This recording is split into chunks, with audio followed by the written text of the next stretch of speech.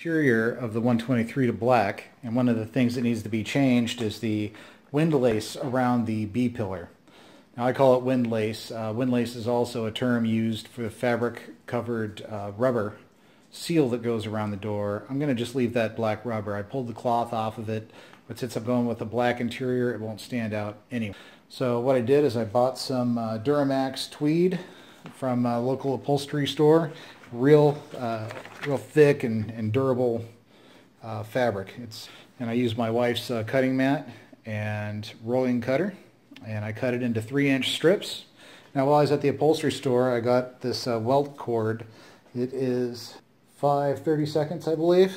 5/32. So the next step is to go ahead and spray this up with some spray glue, put the cord down the middle of it, and then fold it over. Alright, so I cut down the 3-inch strips to 45 inches. And then if you notice here, I ran the cord right down the middle, but I didn't clamp the underlying fabric. Instead, I just clamped the cord. And then I went ahead and put some 3M Super 90 glue on it. And now I'm going to go ahead and fold this over. So let me start in the middle.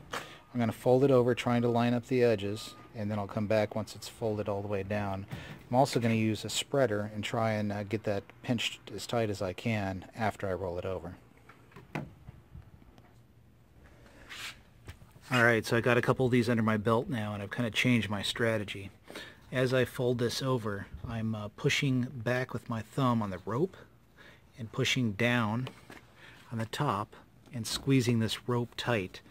The overlap here is a secondary concern because I could trim that up later.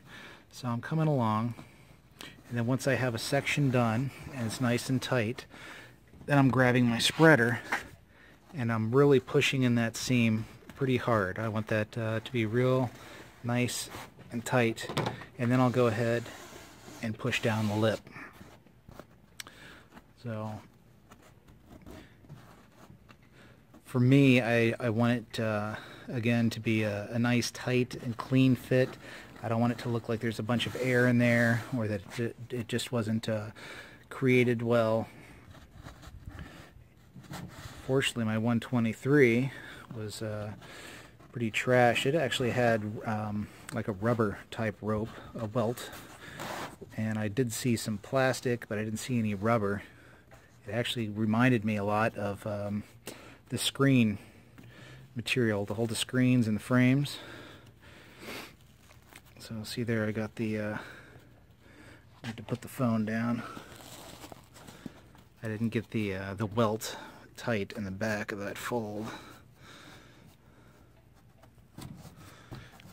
I'll grab my spreader once again, come down.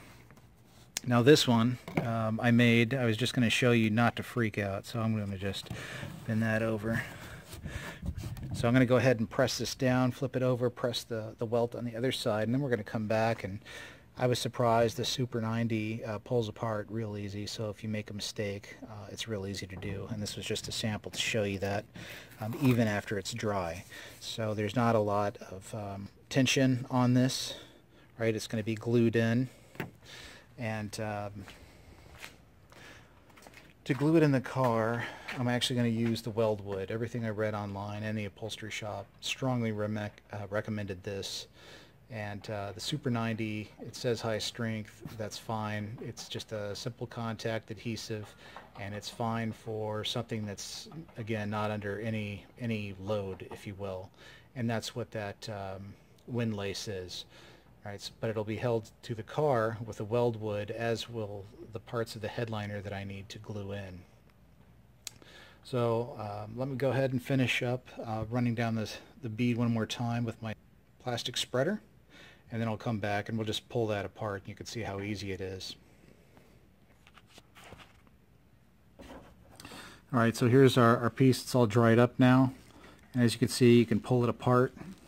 And I've actually had to do this. I had two pieces I had to pull apart and actually take the welt out. And the reason was, one, I just saturated with this glue, and it actually worked its way through the pores. And the other one, I didn't get the bead tight enough to meet my standards, so I redid it. Okay, so some things to consider. Again, one, I'm new at this. So this first time I've ever done anything upholstery related that wasn't just a buy-in install kit. Super 90, great for stuff that's under no load whatsoever. My fabric, this is an ebony Duramax fabric, and you won't be able to tell from the video.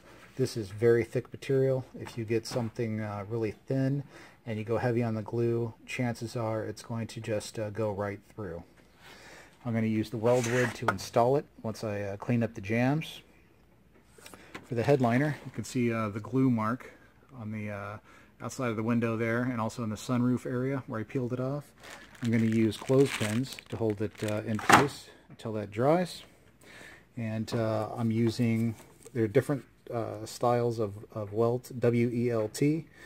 This is kind of like a hybrid. It has some foam, but it's also wrapped in like a nylon. They had a plastic beading, which is probably closest to the Mercedes.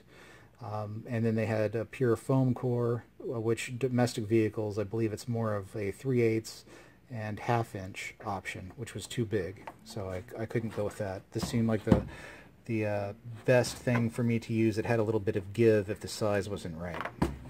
So here we go. I've got one for each, or two for each B-pillar, and then again I'm hoping to make a carbon visor tray in the front, and so I won't have the lip that comes up over the sunroof opening. So walking in here, you'll see this lip here. The old tray actually came up and went under the trim piece and bolted in. So the carbon part will not do that. It'll end flush here, and what that means is I'll have a potential gap between the carbon part and the trim piece. So I'm just going to put some of that windlace in here. So that's how you make it, and that's what I'm going to roll with. Thanks for watching.